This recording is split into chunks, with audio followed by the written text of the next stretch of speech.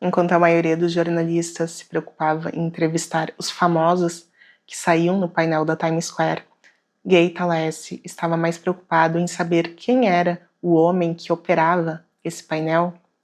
Então, o Talese foi um grande apreciador das coisas e pessoas desprezadas, dos anônimos que compunham aquela vida tão frenética da cidade de Nova York.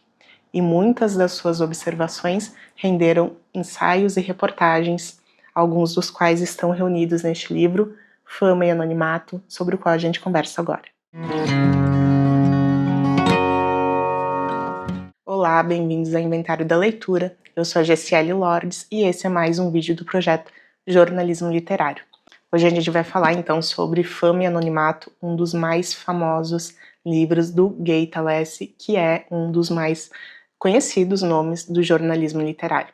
Ele nasceu em 1932, é americano, né, e teve grandes contribuições aí para esse movimento. Eu falei um pouquinho mais sobre ele também no vídeo de apresentação do projeto, vou deixar linkado aqui abaixo. E o Gay Talese foi uma das grandes inspirações do Tom Wolfe quando o Tom Wolfe começou a observar mais o desenvolvimento do jornalismo literário. Também temos já um vídeo aqui no canal no qual eu falo sobre o livro O Radical Chic e o Novo Jornalismo, e o Gay Talese é citado lá também como uma das inspirações, né, como alguém que fez o Tom Wolfe perceber que os jornalistas estavam começando a escrever de uma forma muito mais estética. Inclusive, um dos textos que o Tom Wolfe analisou ali em Radical Chic do Talese estão aqui nessa coletânea também. Esse livro, como o próprio título sugere, é dividido em duas grandes partes. A primeira vai falar sobre anônimos e situações do cotidiano, num estilo muito próximo da crônica. E a segunda parte reúne perfis e entrevistas com pessoas mais famosas, né? Então é como se a gente tivesse o lado A e o lado B da sociedade americana da época, ali pelos anos 60. Esse livro ele foi publicado pela primeira vez no Brasil em 1973.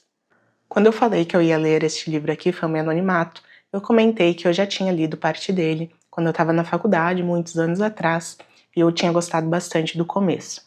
E agora, nessa releitura, eu confirmo que a parte na qual ele vai descrever a cidade de Nova York, trazendo estatísticas muito curiosas, é uma das partes mais divertidas. Eu adorei essa leitura.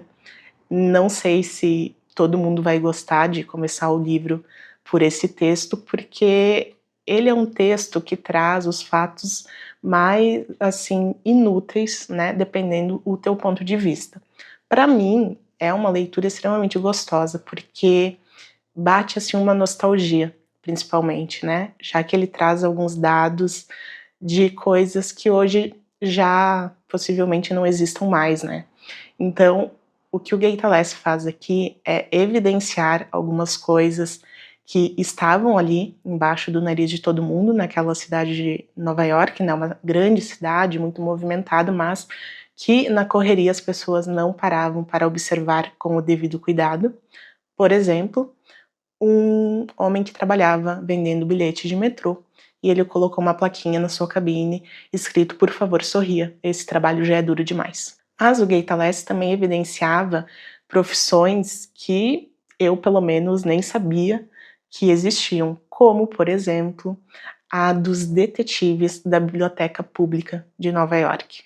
Segundo ele, naquela época, a Biblioteca Pública de Nova York tinha 7 detetives que se dedicavam a correr atrás dos leitores com débitos, com livros atrasados. E essa parte aqui eu achei muito engraçada, achei, assim, muito curioso esse fato. E ele vai descrever ali os números, né, que mais de 13.000 pessoas retiravam livros todos os dias da biblioteca, mas que pelo menos 500 dessas pessoas deixariam os livros atrasarem, né, e algumas durante muito tempo. Então esses detetives, eles começavam a fazer um cruzamento de dados para chegar até esse leitor, fazer a aplicação da multa e recolher o exemplar. Até porque havia muitos usuários de drogas e tal que pegavam o livro, né, para ter alguma mercadoria para repassar. E tem um caso aqui muito curioso que ele vai dizer que tinha uma velhinha que ela tinha mais de 1.200 livros, porque ela ficava usando nomes falsos e fazendo várias carteirinhas diferentes. E daí, quando eles perceberam o que estava acontecendo, eles pegaram todas as carteirinhas e foram comparar a caligrafia e chegaram ao perfil dela, né? Alguém com uma caligrafia muito definida e que gostava de romances leves. E daí eles foram cruzando dados até chegar na casa dessa idosa que depois, né, teve que ser internada porque ela tinha algumas questões de saúde. Mas o caso todo é muito curioso. E curioso porque uns dias antes de eu chegar nessa parte da leitura, eu tinha assistido um episódio do Seinfeld que fala justamente de um investigador da biblioteca. Só que como o Seinfeld, né, tem coisas muito loucas, eu jamais imaginei que era baseado realmente em algo que existia lá em Nova York. Mas aparentemente deveria ser algo até meio comum, né, porque saiu no Seinfeld, tá aqui no livro. Então isso também foi uma coisa assim que, para quem é leitor, para quem é frequentador de bibliotecas públicas, com certeza é um caso que te prende muito a atenção aqui durante a leitura. A gente tem aqui também uma grande reportagem sobre a construção de uma ponte lá no Brooklyn. Não é a ponte do Brooklyn, eu vou deixar o nome da ponte aqui, mas é uma ponte que foi muito importante para a engenharia, né? Ela foi um marco da engenharia, porque ela tinha uma dimensão muito grande, ela demorou muito tempo para ser construída, e o Gaita Lesse acompanhou a equipe que trabalhou nessa ponte durante quase 3 anos. Ele ficou meses ali acompanhando eles, mas foi esse período ali de 61 a 64 que ele ficou convivendo com esses homens. E daí o que ele faz aqui é quase assim um estudo antropológico desse grupo de trabalhadores, né? Ele vai mostrar desde os primeiros movimentos para a construção de pontes na América, ele vai trazer muitos detalhes até técnicos da constituição de pontes, as revoluções, né, que a engenharia teve para construir com mais segurança essas pontes, até o momento ali dos anos 60, quando teve esse boom e gerou uma alta demanda por trabalhadores, inclusive alguns índios também, né, que ele vai acompanhar ao longo desse período todo.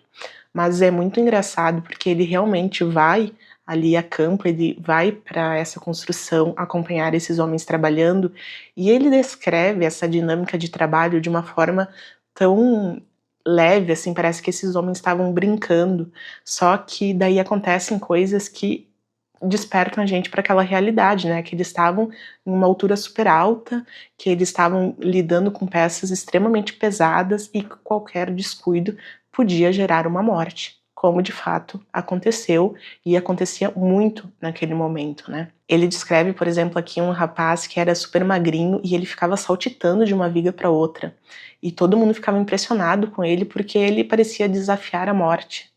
Então ele vai descrevendo as competições que os grupos, porque como a ponte era muito extensa, tinha divisões, né, tinha grupos que trabalhavam por trechos da ponte, e esses grupos criavam desafios entre si e eles estavam sempre disputando coisas ali na dinâmica de trabalho.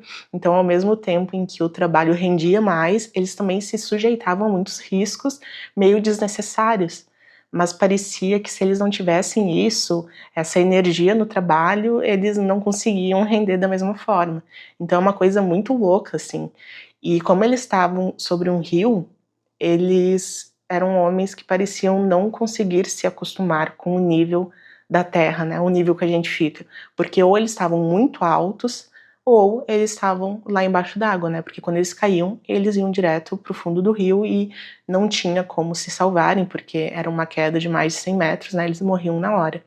Inclusive, tem um momento aqui em que acontece uma morte e é debatida essa questão da segurança, são instaladas telas ali, né, naquela época EPI era uma coisa, né, muito distante, então tem essa discussão também, mas sempre fica esse ar de ser quase uma brincadeira de meninos. Em muitos momentos, essa reportagem aqui me lembrou a atmosfera daquele filme Sonhos de Trem, não sei se vocês já viram, mas ele tá concorrendo ao Oscar, se não me engano, E tem essa atmosfera, assim, do homem que tá sempre viajando, né, tá sempre em busca de um novo trabalho, que quando a ponte está começando a ficar pronta, eles já começam a ir embora, porque eles precisam descobrir onde vai ser construída mais uma ponte, pegar suas coisas e viajar para o próximo serviço. Também fala ali sobre a transformação das cidades quando esses trabalhadores chegam, né, porque é quase uma nova comunidade se formando ali, o lado bom, o lado ruim disso. E nessa parte eu lembrei também da construção da Transamazônica. Tem uma resenha já aqui no canal no qual eu falo de um livro do Fernando Moraes, em que ele vai relatar justamente isso, né? O que mudou quando a Transamazônica começou a ser construída com a chegada de vários trabalhadores de outras partes do Brasil. Depois a gente vai para a parte da fama, com reportagens e perfis de pessoas famosas. O texto mais importante aqui é o perfil do Frank Sinatra. Frank Sinatra está resfriado. Esse foi o título, um título muito bom, por sinal, porque ele resume todo o dilema, né, que o Thalessi teve para fazer este perfil, porque ele não conseguiu conversar diretamente com Frank Sinatra. Ele ficou um tempão ali acompanhando ele, tentando se aproximar, mas não conseguiu. Então esse perfil ele é muito famoso, ele é muito referenciado nos cursos de jornalismo, porque é um texto que ficou excelentemente bem escrito e o repórter não conseguiu fazer o que seria o principal, que é acessar o seu entrevistado. Então aqui o Thalessi ele foi entrevistando pessoas que conviviam com o Frank Sinatra para entender a sua personalidade, o seu jeito, né? E então por isso é um texto muito conhecido e eu gostei muito dessa leitura. É claro que a minha expectativa ela já existia, né? Eu já sabia que seria um excelente texto, mas uma coisa que me surpreendeu bastante foi a capacidade que o Thalessi teve de mostrar um Frank Sinatra, ora excêntrico, genioso, e na página seguinte mostrar um homem sensível, emotivo, né? Quando ele fala sobre a música que ele escreveu para sua filha, por exemplo. Achei um momento bem tocante desse perfil. E além disso, aqui no livro temos também um texto do próprio autor falando sobre os bastidores dessa reportagem. Ele conta que ele estava já há bastante tempo, vários dias, acompanhando a equipe ali do Sinatra, e eles não davam o sinal verde para ele entrevistar ele, justamente porque o Sinatra estava resfriado. E para o Sinatra pegar uma gripe, que é uma coisa absolutamente banal para qualquer pessoa, para ele era o fim do mundo, né? Porque comprometia o seu maior patrimônio, que era a sua voz. Então ele não queria dar entrevista. E o Thalessi, ele tinha o orçamento ali que a revista deu para ele, então a revista estava cobrindo a viagem, estava cobrindo os almoços, né, os jantares que ele pagava para as pessoas que ele ia entrevistar, marcava um café, um momento ali para entrevistar essas pessoas e a revista desembolsando ali. Então também foi um trabalho não apenas altamente criativo, mas feito sob muita pressão. E no fim deu muito certo. E aqui nos textos os famosos teve um que me surpreendeu muito, que foi o perfil de um ex-campeão de boxe, o Floyd Patterson. Não conheço, não entendo nada de esportes, quanto mais americanos, quanto mais boxe, que até hoje ninguém me convenceu que é um esporte muito nobre, tá? Mas de qualquer forma o Thalessi gostava muito de esportes, então ele escrevia muito sobre isso. Aqui tem várias matérias de jogadores e atletas, mas esse perfil aqui me prendeu demais, porque eu não esperava que ele progredisse da forma como aconteceu aqui. Então ele vai contar como esse ex-campeão estava lidando com a derrota. Então o texto começa mostrando esse ex-boxeador em uma casa, morando sozinho, e daí a gente vai entendendo que ele preferia se isolar quando ele perdia, né, ele estava longe ali da sua família, até que a sua esposa liga para ele e pede para ele ir até a escola da filha deles, porque tinha um moleque lá encrencando com ela. E era uma escola religiosa, tradicional, de pessoas brancas, né, esse jogador aqui, esse lutador aqui, a sua família eram negros, e ele vai para essa escola tomado por fúria, né, prometendo acabar com a raça desse guri que estava incomodando a filha dele e tudo mais. E quando chega na escola, ele vai pegar a filha na saída, ela aponta para o menino que estava incomodando ela. E daí esse atleta, né, esse ex-boxeador chama os moleques ali que estavam incomodando ela, só que daí ele se vê cercado por pais de outros alunos, ele se vê diante de uma criança afinal, e ele tem que resolver no diálogo, né, ele tem que ser uma pessoa civilizada e resolver as coisas como a ocasião pedia. E quando ele tá voltando, retornando, o Talese tá ali com ele, e ele tá ali falando sobre esse episódio, e do nada o Talese comenta assim: "Ah, mas será que tu tá na carreira certa? Será que tu realmente deveria ser boxeador? Porque tu acaba de se acovardar". E daí eu fiquei assim muito foi muito inesperado pra mim, né, porque uma pergunta assim parece tão descabida naquela situação, porque afinal o pai fez o correto, né, na forma como ele conduziu a situação, mas o Talese vai lá e parece que ele tá chutando um cachorro morto. E o diálogo que se estabelece a partir daí, a sequência de perguntas e respostas é muito interessante. E eu pensei: "Bah, agora esse boxeador vai ficar, né, acabado, vai ficar abalado ou vai revidar de uma forma muito violenta", mas não, ele segue uma conversa, assim, que é muito coerente. Ele pergunta assim para o Talese: "Tá, mas e tu, quando tu escreve uma coisa ruim, tu desiste de escrever por causa disso?". Enfim, e daí vem aí uma sessão de perguntas e respostas que eu gostei muito, não apenas pelo rumo que tomou, mas também porque revelou aí o lado entrevistador do Talese, né, ele entrou de uma forma mais direta no texto. Porque sempre que a gente tem uma pergunta literal ali no meio do texto, a gente também consegue ver um pouco mais sobre o que o jornalista pensa, sobre como ele se expressa. Então, eu gostei muito desse texto, acho que foi o que mais me surpreendeu aqui em toda essa coletânea. Teve um outro texto que me chamou a atenção também, que se chama Voguelândia, no qual o Talese vai falar sobre os bastidores da redação da Vogue. Então é um texto muito divertido, assim, e enquanto eu lia, eu estava me lembrando de alguns filmes, tipo O Diabo Veste Prada, ou até aquela novela Betty a Feia, porque o que ele descreve é bem aquela ambientação, assim. É um texto muito legal, muito divertido, mas enquanto eu lia, eu percebi que se eu fosse editora, eu não daria essa pauta para ele, e sim para o Tom Wolfe. Eu acho que o Tom Wolfe, ele teria mais traquejo para mostrar aquele mundo, aquele universo de uma forma muito mais debochada.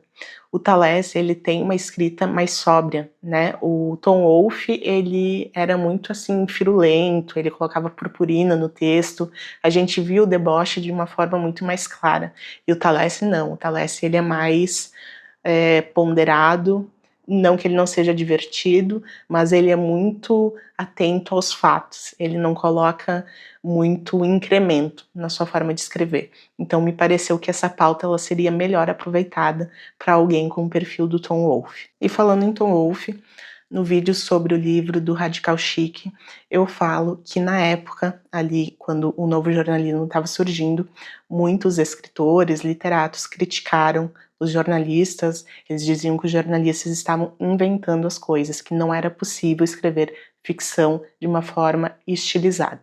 Um desses críticos é retratado aqui em um texto do Talese, e esse texto ele é bem curto, mas ele é assim uma alfinetada bem feita.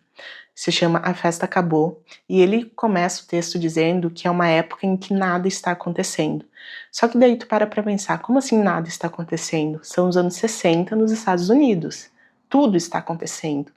Só que ele vai dizer que os críticos, eles estão dançando, e realmente ele está descrevendo a cena de um crítico, né, várias pessoas importantes ali, mas especialmente esse crítico do novo jornalismo, se divertindo em uma festa, né, com o seu paletó, suando enquanto dança. Então se tu prestar atenção na forma como ele descreve, tu entende que é uma crítica. E ele vai falar, inclusive diretamente, que as notícias elas são encenadas, que não existem mais manifestações genuínas, que tudo é mascarado para vender bem, né, na TV. Então, eu quis comentar sobre esse texto porque o Talese, ele se via meio que fora da panelinha do novo jornalismo. O Tom Wolfe traz um pouco disso ali no Radical Chic, mas aqui a gente percebe também, porque no momento em que ele vai falar quem é esse crítico, ele diz, o fulano de tal que acusou a panelinha do novo jornalismo de parajornalistas. Só que o texto que esse crítico fez incluía ele próprio, o Thalessi. Só que o Thalessi não se vê, né, não se via como integrante ali do grupinho do Tom Wolfe. Então a gente vê que ele mesmo se afasta da situação. Só que ele se incomodou com aquilo porque ele fez esse texto. E ele diz que ele passou perto desse crítico que estava ali dançando, todo suado, com o seu paletó, ou seja, mesmo se divertindo numa coisa popular, ele mantinha a pompa, né? Mas ele passa por esse crítico e ele grita para ele, para jornalista. Porque para jornalista foi um termo que esse crítico usou para atacar os jornalistas do novo jornalismo, né? Aqueles repórteres que estavam escrevendo de uma forma mais estética. Então é um texto bem curto também, mas que mostra assim um lado mais ácido, assim, mais vingativo do Thalessi também. Gostei bastante. E o último texto que a gente tem aqui, que encerra esse livro também, foi um dos meus favoritos, porque o Thalessi, ele faz o perfil de um obituarista, o cara que escrevia os obituários do Times. Então, naquela época, o Times tinha, até hoje eu acredito que seja muito importante, né, o obituário, mas naquela época não existiam os recursos que a gente tem hoje de apuração, de arquivamento. Então, esse escritor aqui, que era o Alden Whitman, era quem cuidava de toda essa parte. E o Times, ele tinha mais de 2.000 obituários prontos, porque eles ficavam mapeando, né, as personalidades que mereciam ter um texto bem detalhado sobre a sua vida quando eles partissem. Então ele vai mostrar aqui a rotina desse homem, como era importante para ele ter o material o mais atualizado possível, que ele tinha assim uma prática de, quando ele estava em ambientes com pessoas importantes, ficar observando essas pessoas para incrementar esse texto, deixar o texto mais pessoalizado, mais vivo, né? O que é uma ironia, já que a pessoa já estaria morta. E também o contrário, né? Quando a pessoa ela vivia tempo demais, muito mais do que eles esperavam, e o nome dela acabava morrendo antes que o corpo. Então o texto precisava ser enxugado, né? Porque já não era uma pessoa tão importante. Então tem várias coisas assim que tornam o texto cômico, embora esse homem levasse o seu trabalho muito a sério. Tão a sério ao ponto de que ele infartou, e daí o texto ele começa falando sobre qual caso que teria gerado o seu infarte, né? É um texto divertidíssimo também, porque fica o tempo todo brincando com essa questão, ao mesmo tempo em que mostra ali os bastidores do principal jornal do mundo, né? Aí daí tinha uma regra que ninguém podia ler o seu obituário em vida, né? Se sabia ali que o Times tinha vários obituários prontos, mas eles tinham um controle assim muito rígido para que não vazasse esse texto. E daí ele cita um fato aqui que eu até não sabia. Ele diz que o Hemingway por 2 vezes foi dado como morto em acidentes lá na África, e ele teve vários textos de obituário publicados incorretamente. E que, né, como ele não morreu, ele colecionava esses textos e adotou um ritual de todo dia de manhã ler um pouco sobre o seu próprio obituário. Então é dito aqui que essa é uma das piores coisas que podem acontecer com o homem, né? Ler o que escreveriam sobre ele caso ele viesse a falecer. Então é um texto também muito, muito interessante. Eu adorei esse perfil, adorei a forma como ele descreve aqui o entrevistado, e de uma forma geral, o texto do Thalessi é excelente, não tem como tu parar de ler. E como eu disse, em relação ao Tom Wolfe, por exemplo, o Thalessi é muito mais sóbrio, é muito mais preso ao fato. Ele procura ângulos diferentes, mas sempre com o fato no centro das coisas. Já na literatura do Tom Wolfe, nos textos dele, a gente percebe que tem um emprego de recursos estilísticos, de elementos gramaticais muito diferentes, né? Eu comento um pouco aqui nos outros vídeos do projeto como ele usa várias onomatopeias, pontuações de uma forma assim bem esdrúxula, realmente chama atenção para construção ali do texto de uma forma bem carregada.